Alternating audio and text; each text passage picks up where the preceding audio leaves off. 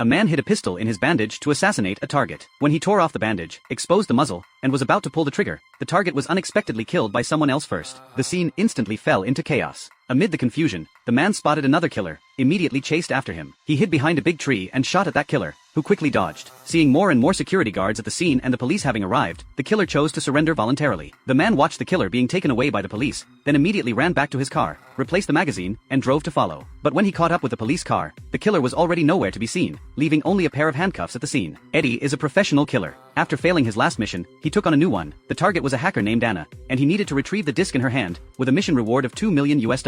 At this time, Anna had already contacted a buyer and was ready to sell the disc. She asked the buyer to come to her hotel, planning to transfer the files via computer. To ensure safety, Anna had placed a remote-controlled car in the ventilation duct in advance, telling the buyer to put the money on the car, and then she would control the car to return to her room to complete the transaction. Suddenly, Anna heard gunshots from the walkie-talkie. She immediately withdrew the files, took the disc and her pet cat, and prepared to leave. As soon as she opened the door, she ran into Eddie. Eddie was about to grab the disc from Anna when another voice came through the walkie-talkie. It was the killer who had escaped earlier. Unwilling to hurt the innocent, Eddie evacuated with Anna to another hotel. He suggested that Anna hand over the disc, and after he completed the mission and got the $2 million, Eddie contacted his employer and confirmed the time and location of the transaction. The next day, Eddie went to the transaction location alone, and the transaction went very smoothly. But not long after leaving, a beeping sound suddenly came from the box. Eddie immediately guessed there was a bomb inside. To avoid hurting the innocent, Anna drove into an empty street, and Eddie quickly threw the box into a trash can. Sure enough, the explosion happened right after they left. While Eddie was still angry, Anna smiled calmly, took out another disc and said, "This is the real disc." Eddie didn't hold back anymore. He directly contacted the employer and asked for $20 million.